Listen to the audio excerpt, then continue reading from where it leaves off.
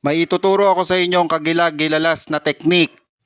Marami nang nakakaalam ng teknik na ito, pero syempre para sa mga hindi pa nakakaalam at baguhan pa lamang ay ituturo ko sa inyo.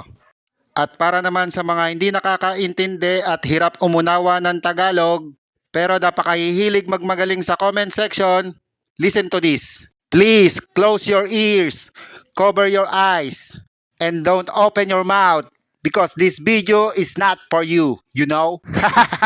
Joke lang.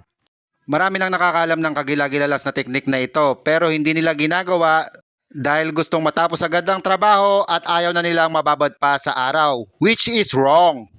Kaya kapag natutunan nyo na ang kagilagilalas na teknik na ito, ay huwag nyong katamarang gawin sa inyong mga trabaho.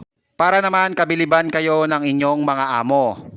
Ang una lang natin gagawin, syempre, bubutasan muna natin ang ating mga yero ng ating pakong yero. At syempre, ito na ang ating kagilagilalas sa teknik, lalagyan na natin agad yan ng sealant sa mismong ilalim ng ulo ng ating pakong yero. Dahil yan ang pinaka-epektibong pamamaraan upang maselyuhan at hindi napasukin pa ng tubig. Kesa sa huli na tayo maglalagay ng sealant kapag ka nakapako na ang yero, ay useless lang ang ating ilalagay na sealant at hindi yon magtatagal. At sana ay meron kayo natutunan sa ating simpleng pamamaraan. Salamat ho!